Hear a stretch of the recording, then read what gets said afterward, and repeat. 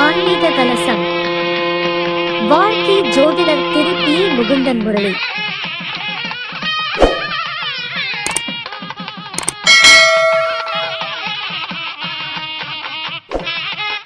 வணக்கம்.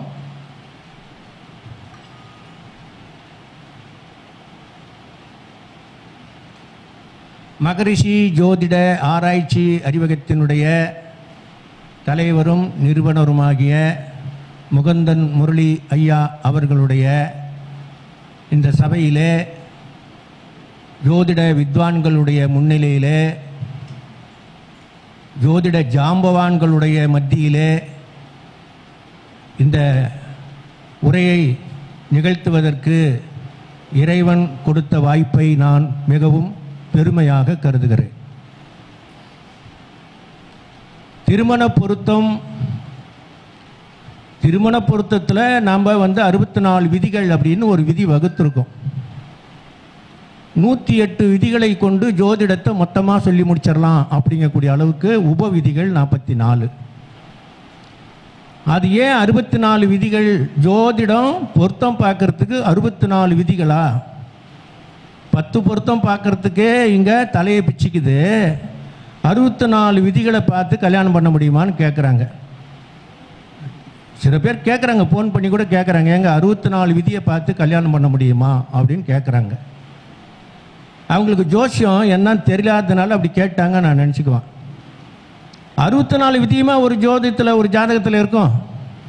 பையா சொல்கிறாரு, ஒரு நோய் வரும் அப்படின்னா 6ஆம் இடத்ததிபதியினுடைய தொடர்பு இல்லாமல் நோய் வருமா?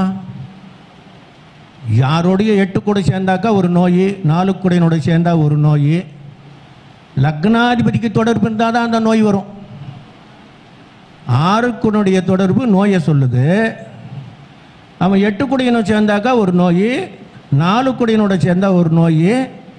ஆனால் லக்னாதிபதியோடு சேராவிட்டால் அந்த நோய் ஜாதகனுக்குன்னு சொல்ல முடியாது இல்லையா?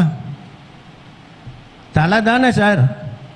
உங்களுக்கு காலில் எறும்பு கடிக்குதுன்னு வச்சுக்கோங்க, நீ எங்கேருந்து தெரிஞ்சுக்கிறீங்க? தலையிலேருந்து தான் தெரிஞ்சுக்கிறோம், மூளை சொல்லி தான் நம்ம தெரிஞ்சுக்கிறோம். அப்போ ஜோதிடத்தினுடைய மூலம் எங்கே இருக்குன்னா, நீங்கள் எந்த விதி ஒருத்தருக்கு நடக்கணுன்னாலும், கல்யாணம் நடக்கணுமா, வீடு கட்டணுமா, ஒருத்தனுக்கு நோய் வரணுமா, எந்த ஒரு விதியாக இருந்தாலும் ஒருத்தன் அனுபவிக்கணும்னு இருந்தால் லக்னம், லக்னாதிபதி, லக்னத்தில் நின்ற கிரகத்தினுடைய தொடர்பு இல்லாமல் அந்த ஜாதகனுக்கு கிடைக்காது. அப்படிதானே சார்? இவர் பாட்டிலே சொல்லிடுவார் பூராத்தையுமே. நமக்கு பாட்டை சுத்தமாக வராது. ஏச்சிங்களா? நாங்களும் பரம்பரை ஜோசியத்தில் இருந்து வந்தவங்க தான். ஆனால் பாட்டு பாடுறவங்க இருக்காங்க, நமக்கு பாட்டு வர்றதில்லை. நம்ம எந்த மாதிரினா நடைப்பயணம் இப்படி மாதிரி நடையாக சொல்லணும் நமக்கு.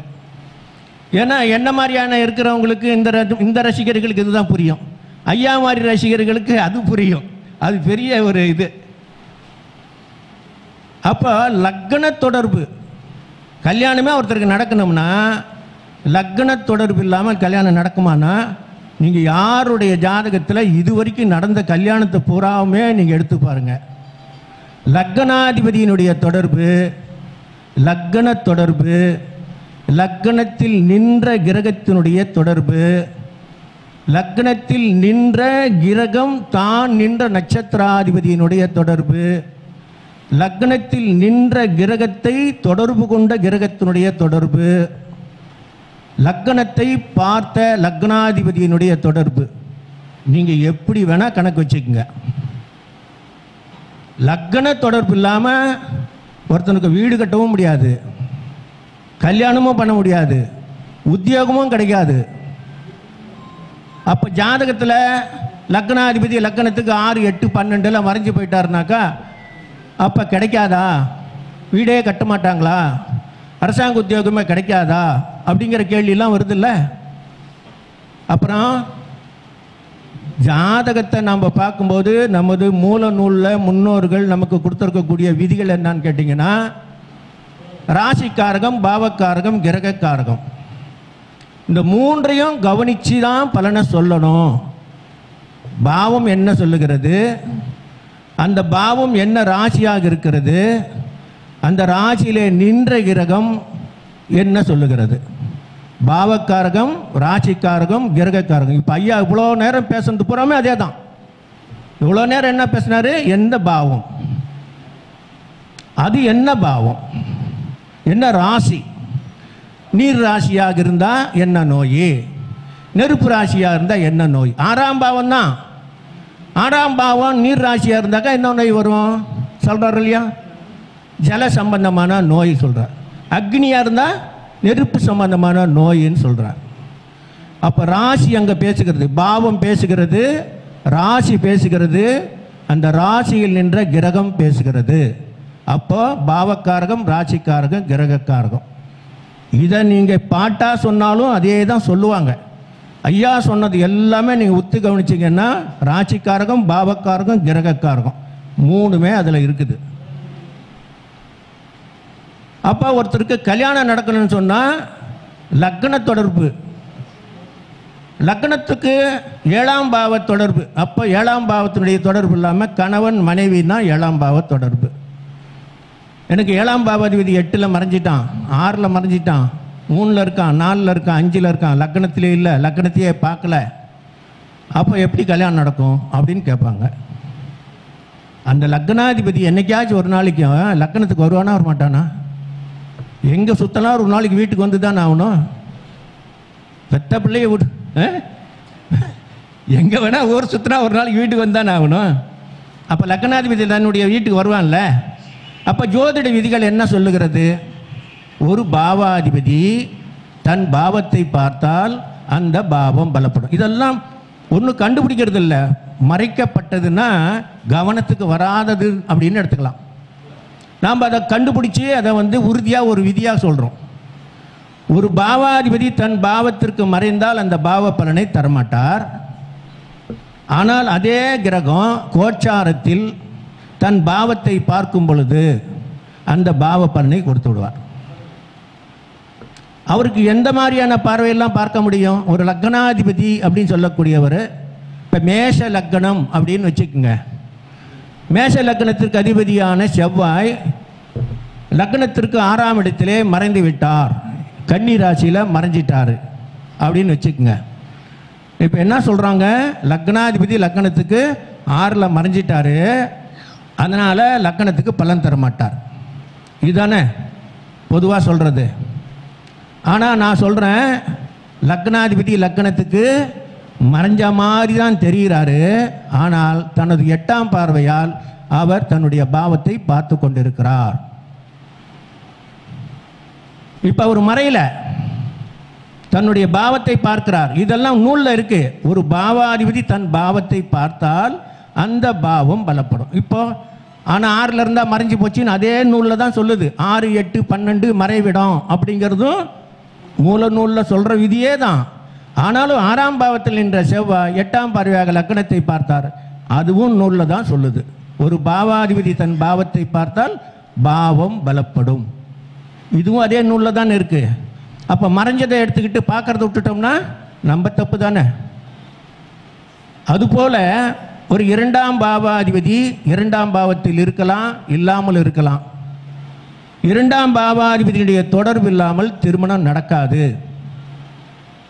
2ஆம் பாவாதிபதி 2ஆம் பாவத்திற்கு 6லயோ 8லயோ மறைஞ்சு போயிருக்கலாம், லக்னத்தில் இருக்கும்.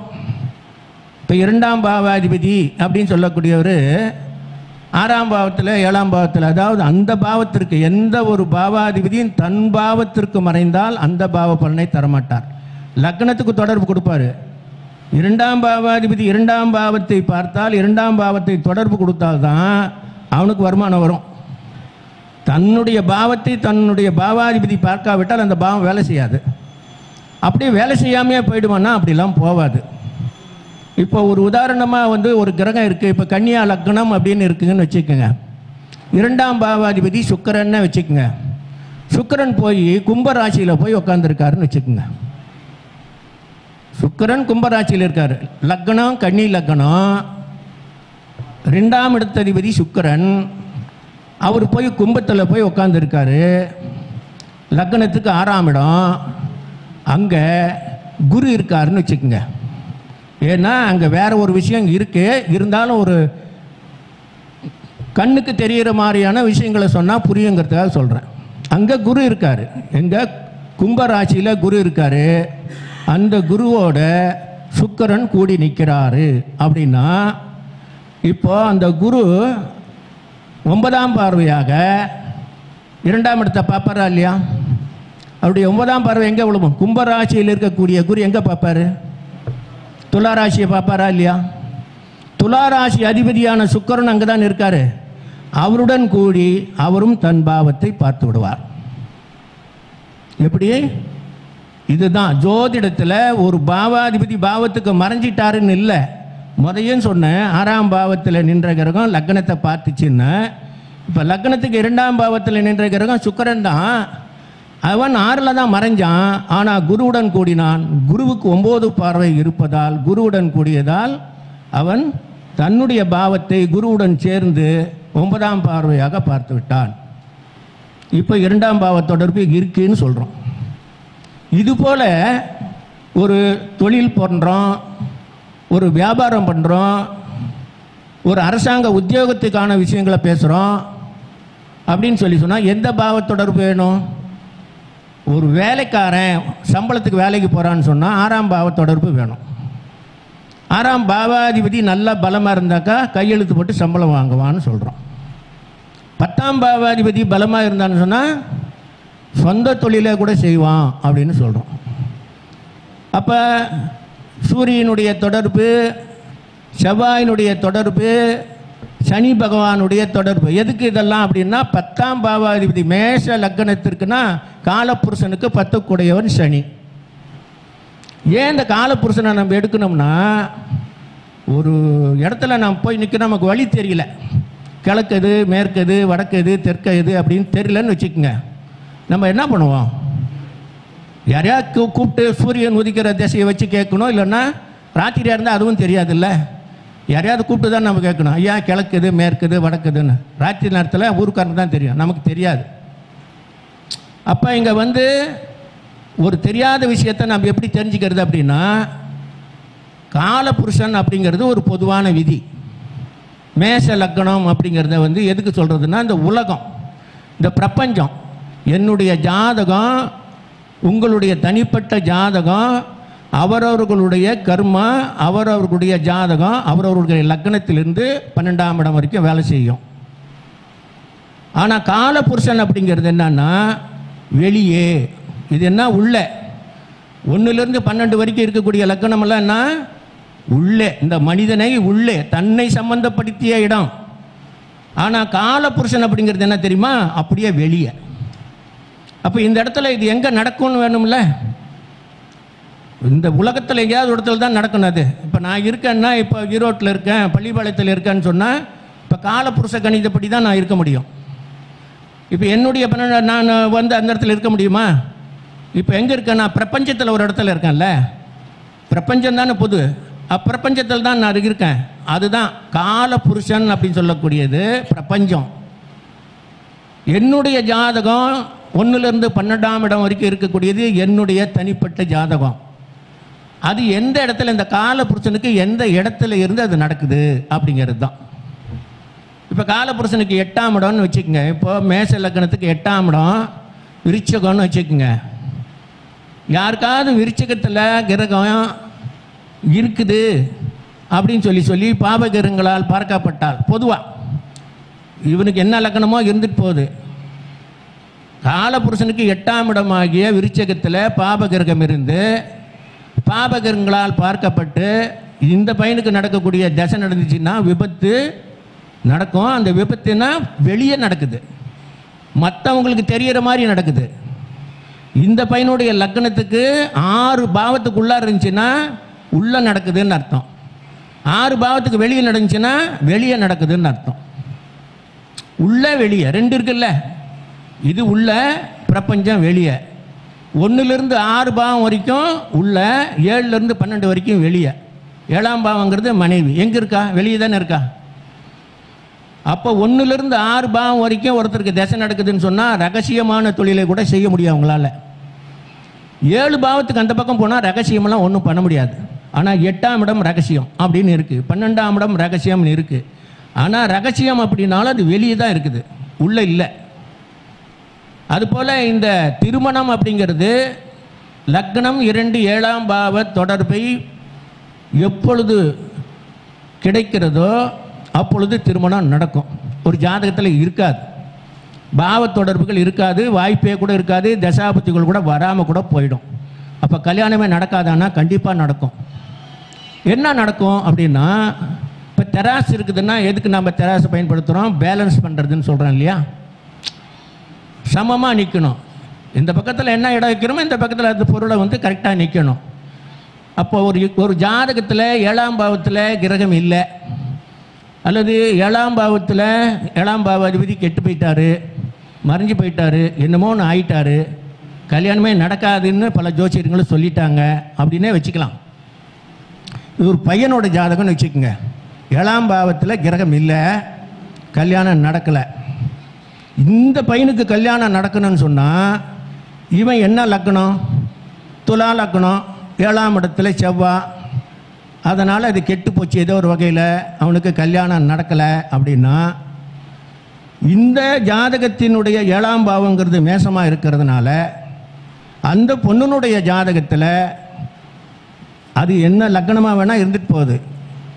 மேஷத்தில் கிரகம் இருந்தால், இந்த பொண்ணோட ஜாதகத்தில் மேஷத்தில் கிரகம் இருந்தால், இதுதான் காலபுருஷன் நான் சொன்ன முதைய எதுக்கு நான் காலபுருஷன் அதுக்கு பயன்படுத்துகிறோம்?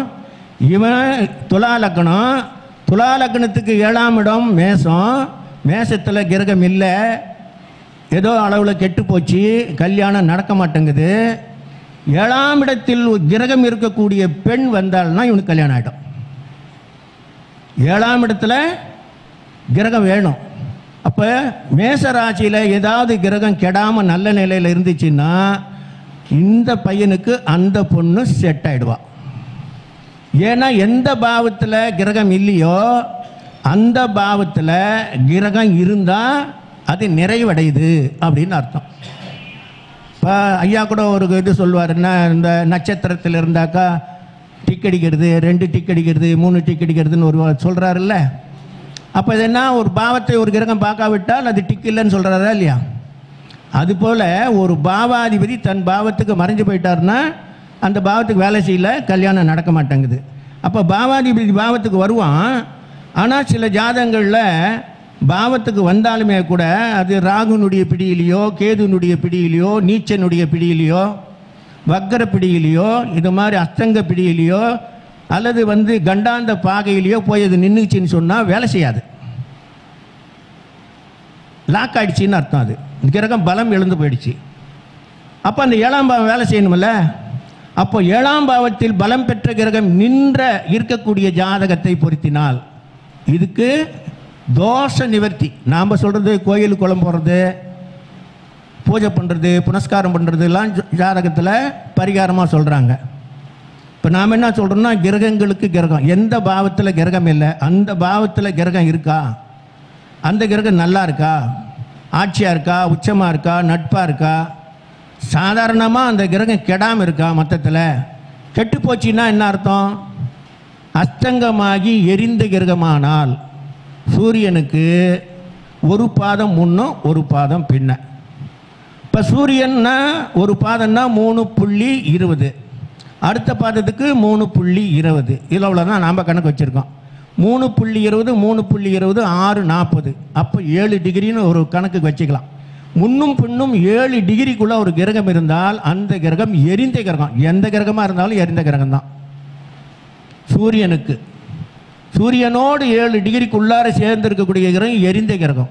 அந்த கிரகம் தசாநாதனாக வந்தாலும் கூட அந்த கிரகம் தனித்து இயங்கும் சக்தியற்றதுன்றோம். இப்பெல்லாம் எதுக்குது திருமண பொருத்தத்துக்கே இதெல்லாம் தேவையானா, ஒரு ஜாதகத்தில் ஒரு தசை நடந்துக்கிட்டு இருக்குது, புதன் தசை நடக்குது, 7ஆம் அதிபதி தனுசு லக்னத்துக்கு 7ஆம் அதிபதி புதன், அவன் தான் கணவனாக வரணும், மனைவியாக வரணும். அந்த கிரகம் 7ஆம் இடத்துலையே சூரியனோடு சேர்ந்து இருக்குது. சூரியனோடு சேர்ந்து இருக்குது, மறைஞ்சி போச்சு, எரிஞ்சு போச்சு அப்படின்னு சொல்கிறோம். 3 நட்சத்திரம் இருக்குதுங்க. செவ்வானுடைய நட்சத்திரத்தில் இருக்கலாம், ராகுனுடைய நட்சத்திரத்தில் இருக்கலாம், குருனுடைய நட்சத்திரத்தில் இருக்கலாம். இதே 2 கிரகமும் ஒரே நட்சத்திரத்தில் ஒரே பாதத்தில் இருந்துச்சுன்னா அந்த கிரகம் எரிந்த கிரகம். இப்போ 7ஆம் பாவாதிபதி 7ஆம் பாவத்தில் ஆட்சி பெற்று இருந்தாலும் சூரியனுடன் ஒரு பாதத்தில் கூடி எரிந்த கிரகமானால் இப்போ அந்த புதனானவர் தனித்து இயங்கும் ஆற்றலை இழந்து விட்டார்னு அர்த்தம். அந்த கிரகம் ஏன் இதுக்கு அஸ்தங்கதம் ஏன் சொல்கிறோம்? எரிந்த கிரகம், அது ஆட்சி வீட்டில் தான் இருக்குது. இன்னும் சொல்ல போனால் இந்த சூரியனுக்கான பலனை தீர்மானிப்பவரே அந்த புதனாகத்தான் இருக்கார். ஐயா கூட சொல்கிறதுல எல்லாத்துலேயுமே பாருங்கள், எந்த வீட்டு அதிபதியுடைய திசையை பார்த்தாலும் அந்த வீட்டு அதிபதி எந்த வீட்டில் நின்ற ஒரு தசாநாதன் நடக்கிறான், அந்த தசாநாதன் எந்த வீட்டில் நின்னான், அந்த வீட்டு அதிபதி அவனை ஆதரிக்கிறானா அப்படின்னா அந்த தசை நல்ல தசை. அந்த வீட்டு அதிபதி அவனை ஆதரிக்கலை, 6ல் 8ல் 12ல் மறைஞ்சான், நீச்சமானா, அத்தங்கமானா, வக்கரமானா, கண்டாந்த பாகையில் போய் மறைஞ்சு போயிட்டானா அந்த தசை வேலை செய்யாதுன்னு அர்த்தம். அப்போ அந்த கிரகம் திக்பலமாக கூட இருக்கலாம். 4ல் நின்றால் திக்பலம், 7ல் நின்றால் திக்பலம், 10ல் நின்றால் திக்பலம் எல்லாம் இருக்கும். ஆனால் அந்த வீட்டதிபதி பலன் கொடுத்தா தான் நம்ம கொடுக்க முடியும். இப்போ இங்கே வர்றோம், ஐயா வாய்ப்பு கொடுத்தா தானே பேச முடியும். இது வர நம்ம ஒரு இடத்துல வாய்ப்பு கொடுத்தா தானே பேச முடியும். அப்போ யார் அந்த வாய்ப்பை கொடுக்குறாங்க?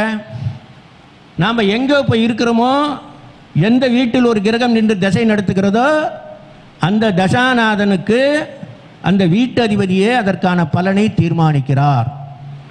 இது பொதுவாக பொருளாதாரத்துக்கான விதியை சொல்லுது. ஆனால் அப்பா ஜோதிட சூத்திரம் திருமண பொருத்த திறவுகோலில் நம்ம என்ன சொல்ல வரோம்னா உயிர்காரகம் பொருள்காரகம் 2 விதி இதில்.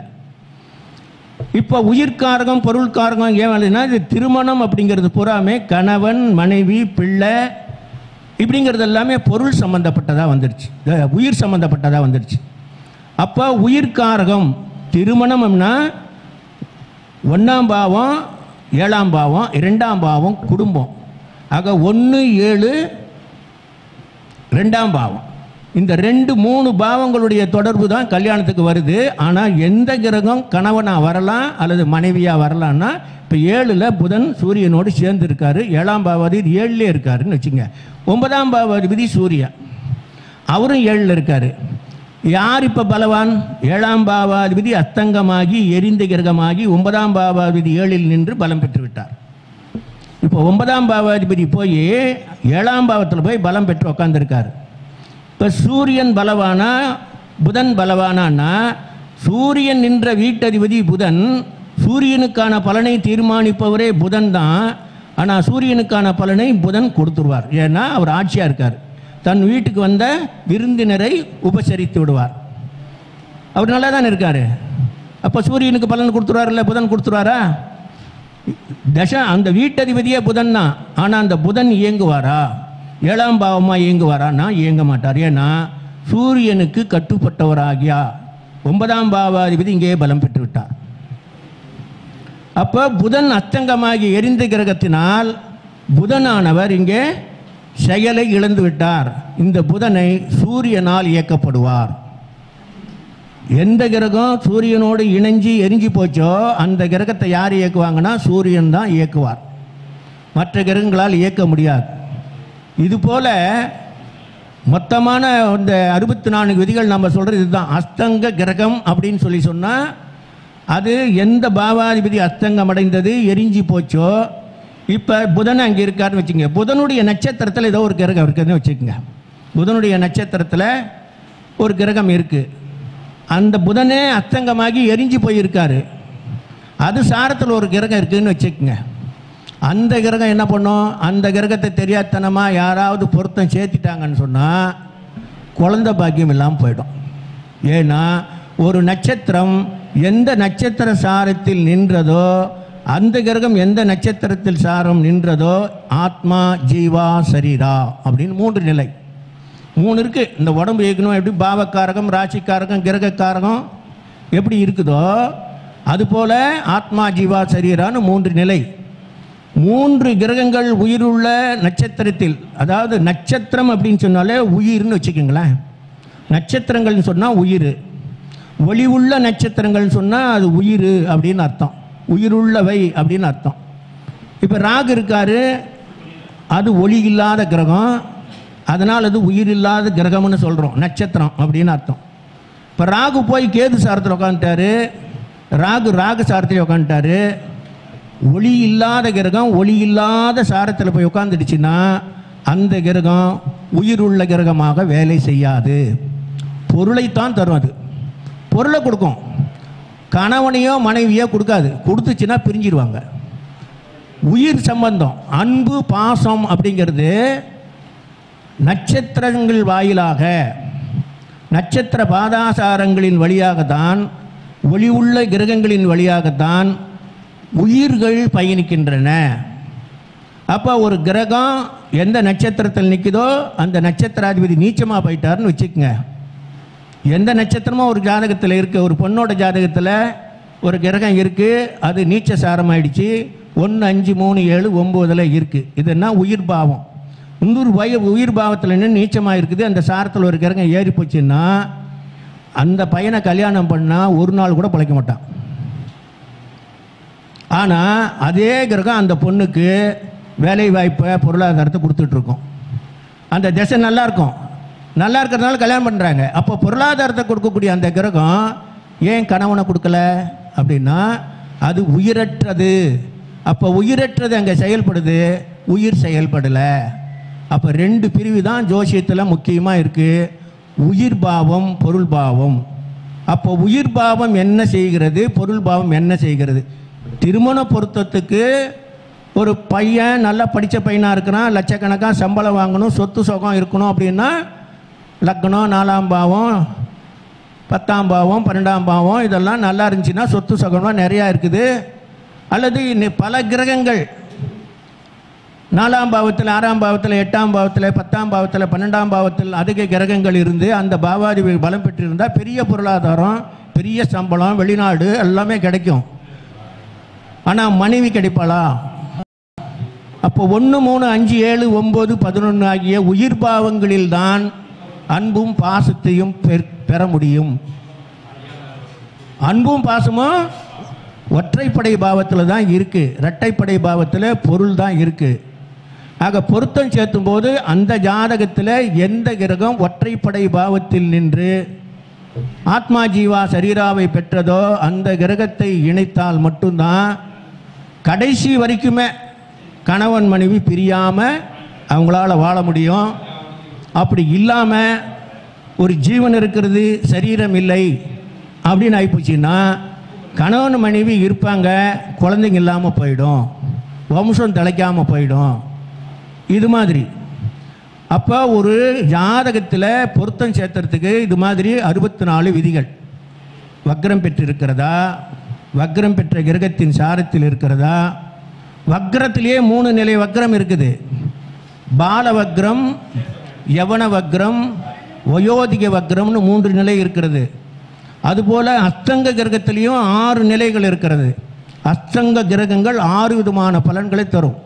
சூரியனோடு கூடி சூரியனுடைய நட்சத்திரத்தில் இருந்தால் ஒரு பலனை தரும்.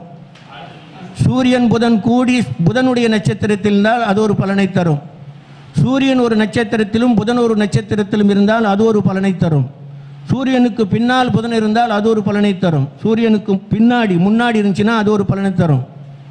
இப்படி வேறு வேறு கிரகங்களுடைய நட்சத்திரத்தில் 2 கிரகங்கள் இருந்தால் வேறு வேறுமான பலனை தரும். அஸ்தங்க பாகைக்குள் இருந்தால் ஒரு பலன், எரிந்த கிரகமாக இல்லாமல் அஸ்தங்க பாகைக்குள் இருந்தால் ஒரு பலன். இப்படியெல்லாம் இந்த விதிகள் திருமணத்திற்கு மிக கவனமாக பார்க்க வேண்டியதாக இருக்கிறது. இந்த 64 விதிகள் இது போல தான் நம்ம சொல்றது.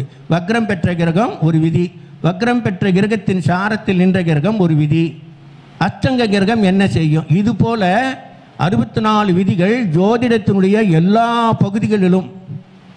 எந்த பலனை கேட்டாலும் எடுத்து சொல்றதுக்கு, ஒரு குழந்தை பிறக்குமா அப்படின்னு சொல்லி கேட்டால் 5ஆம் பாவாதிபதியினுடைய திசை நடக்குது. 5ஆம் பாவாதிபதி புதனுடைய சாரத்தில் நின்றார். புதன் சூரியனில் அஸ்தங்கமாகி எரிந்து போயிட்டார். கருவாயிடுச்சு, 4 மாதம் கருவாயிடுச்சு. இப்போ போய் 4 மாதம் கழித்து போனோம்னா அவங்க தான் பார்க்குறாங்க, டாக்டருங்க தான் பார்க்குறாங்க. 15ஆவது நாள்லேருந்து அவங்க காட்டிக்கிட்டு இருக்கிறாங்க. இப்போ 4 மாதம் கழிச்சதுக்குன்னு சொல்கிறாங்க குழந்தை நல்லா இல்லை, கலைச்சிடலாம் அப்படின்னு சொல்கிறாங்க. என்னடா அநியாயம், ஆஸ்பத்திரியில் பெரிய சண்டை. 15 நாள்லேருந்து இப்போ 4 மாதம் நடக்குதுன்னா 8 தடவை காட்டிட்டான். 8 தடவை உங்ககிட்ட நான் வந்து கேட்டுட்டேன், அப்பெல்லாம் சொல்லாமல் இப்போ கலைச்சி போடலான்னு சொன்னால் என்ன அர்த்தம் அப்படின்னு சண்டை. சரி, அது சண்டை பிடிச்சி என்ன பண்ணுறது, அவங்க கலைச்சாகணும்னு சொல்லிட்டாங்க. இப்போ வந்து ஜோசி இருக்கட்டார் வராங்க, இப்போ வராங்க, இந்த மாதிரி சொல்லிட்டாங்க, கலைச்சாகணும்னு சொல்லிட்டாங்க அப்படின்னா இப்போ கேட்குற முதல்ல என்ன பிரச்சனை அங்கே பார்த்தோம்னா தசாபுத்தி ஓடுது. ஏமா குழந்தை கருவானால் இப்போ இந்த காலகட்டத்தில் குழந்தை கருவானால் அந்த குழந்தை கலைக்கும்படி வரும், கலைக்கும்படி வரும், கலைஞ்சி போகும் தானா, இல்லைன்னா கலைக்கும்படி வரும் அப்படின்னு சொன்னால் அம்மா டாக்டருங்க அப்படி தான் சொல்கிறாங்க, கலைச்சே ஆகணும்னு சொல்லிட்டாங்க, அதான் சண்டை. 15 நாள் தள்ளி போனப்போ போய் பார்த்தோம், 4 மாதம் வரைக்கும் இது வரைக்கும் நம்ம 5-6 தடவை போய் பார்த்துட்டோம், ஆனால் இப்போ வந்து கலைக்கணும்னு சொல்கிறாங்க அப்படின்னா அப்போ 5ஆம் பாவாதிபதி கிரகம் தசையா புத்தியோ நடக்குது. அவர் நின்ற நட்சத்திராதிபதியான கிரகமானது அஸ்தங்கமாகி எரிந்து கிடக்கிறது. அஸ்தங்க கிரகசாரத்தில் 5ஆம் பாவாதிபதி கிரகம் ஏறி நின்று கருவானால் அந்த கரு கலந்து விடும். இதே தான் இப்போ கல்யாணத்துக்கு நம்ம எடுக்கிறோம். அப்போ உயிர்காரகம் இங்கே பலம் இழந்து விட்டால் உயிர்காரகம் வேலை செய்யாது.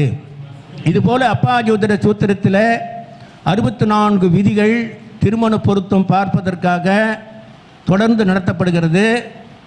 944 28 94 699 என்னுடைய வாட்ஸ்அப் நம்பர்.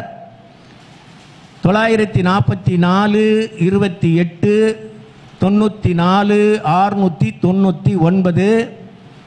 இந்த 64 விதிகளுக்கு உபவிதிகள்னு சொல்லிட்டு ஒரு 44 விதிகள் இருக்குது. எல்லாமே ஜோதிடத்தில் பயன்படுத்திக்கிட்டே நம்ம இருக்கிற விதியே தான் நாம் தினமும் பயன்படுத்துவோம். ஆனால் நமக்கு அந்த விதி வந்து பார்த்தா 108 மாதிரி இருக்கும். அதில் 1-2 வேலை செஞ்சால் போதும், ஏதாவது 1-2 தான் இருக்கும். 108மே ஒரு ஜாதகத்தில் இருக்காது. இப்போ அஸ்தங்கமாகி எந்த கிரக சாரத்தில் ஒரு கிரகம் நிற்கிது, இப்போ அதுதானே வேலை செய்யும். ஒரு விதி தானே இருக்குது, அந்த ஒரு விதி போதும் இல்லை. 108ல் 108 இருக்க வேண்டியதில்லை. ஒரு விதி எதிராக வேலை செய்தாலும் அது தன்னுடைய வேலையை காட்டிடும். அதனால் திருமண பொருத்தம் பல லட்சக்கணக்கான பணத்தை செலவு செய்து ஆசையாக வந்து நகை எடுக்கிறது, துணிமணி எடுக்கிறது, இதெல்லாம் ஆசையாக செஞ்சுட்டு கடைசி நேரத்தில் அல்லது கல்யாணம் ஆனதுக்கு பிற்பாடு பிரிஞ்சு போகும்போது 2 குடும்பத்தாரும் 2 வம்சத்தாரும் மிகப்பெரிய துயரத்தை அனுபவிக்க வேண்டிய ஒரு சூழல் உருவாவதால் ஜோதிடத்தின் மூலமாக, ஜோதிடர்கள் மூலமாக, ஜோதிடம் செய்யக்கூடிய சகாயம் என்ன அப்படிங்கிறதன் மூலமாக, திருமண பொருத்தத்தின் மூலமாக மக்களுக்கு நாம் நேர்மையாக உண்மையாக அவர்களுக்கு சேவை செய்ய முடியும் என்பதே அப்பா ஜோதிட சூத்திரம். இதுவரை எனக்கு இந்த அற்புதமான தலைப்பில் பேச வாய்ப்பளித்த திரு முகுந்தன்முடி ஐயா அவர்களுடைய குழுமம் அனைவருக்கும் என்னுடைய மனமார்ந்த நன்றி. மீண்டும் சந்திப்போம். நன்றி, வணக்கம். இருக்கும் எல்லாத்து கையிலும் டீ இருக்குது, சரி இருந்தாலும் சொல்லணும் இல்லைங்களா? ஐயா இங்கே வாங்க, ஐயா தங்கராஜ் ஐயா வாங்க. ஆயக்கலைகள் 64 இருக்கிற மாரி திருமண பொருத்தத்தில் 64 விதிமுறைகள் இருக்கின்றது. அதை பின்பற்றி வாழ்க்கையை சரியான முறையில் பயன்படுத்துங்க அப்படின்ற ஒரு அனுபவமிக்க ஒரு நுணுக்கமான ஒரு விஷயத்தை பற்றி நம்முடைய குரு தங்கராஜ் ஐயா அவர்கள் மிக அற்புதமான முறையில் பதிவு செய்தார்கள். ஐயா அவர்களுக்கு இப்பொழுது மகரிஷி ஜோதிட ஆராய்ச்சி அறிவகத்தின் சார்பாக நம்முடைய திருச்செங்கோடு ஜோதிட சங்க பொறுப்பாளர் தலைவராக இருக்கக்கூடிய நாகலிங்க சுவாமி ஐயா அவர்கள் பொன்னாடி போற்றி சிறப்பு செய்ய இருக்கின்றார்கள். உங்களுடைய உற்சாகமான கைத்தட்டலோட